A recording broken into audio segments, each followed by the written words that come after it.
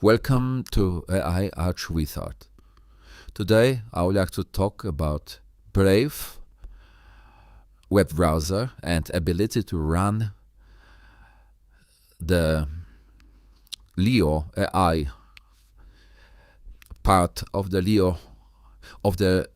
web browser by connecting it to the locally run large language model Gemma 4. So, how to do it? In your Leo browser, go to Settings and click on the Leo, or just enter this shortcut, this URL, this link. Then you need to add new model, and in this model, just enter the request name of the model, copy it from the LLM Studio, and server endpoint. Copy it also from your LLM Studio. And the context size I also increased because the Gemma 4, the small models have, this is the size, 128 kilobytes. There's no need to enter API key because everything's run locally. And I didn't click on the vision support, but you can click on vision support because it is supported in Gemma. So, but these two values are the most important: model request name and endpoint.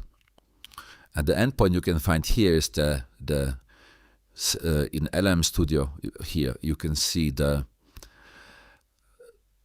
endpoint, which is the local host, and if you scroll down, you have endpoints without host, so you have to copy and paste that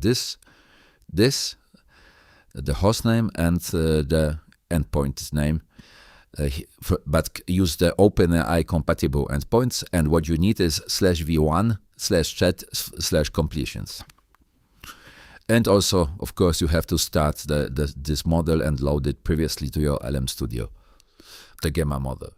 Once you did it, you can use this model to ask questions by here going to model selection and select the model that you've just configured here and type the question, and then you will get the answer. So just general questions. Another use case is that you open a website, like in this case, website for Brave Leo AI, and you ask it to, you click the summarize this page, but remember that this should be included, the reference to the page, because otherwise he doesn't know what.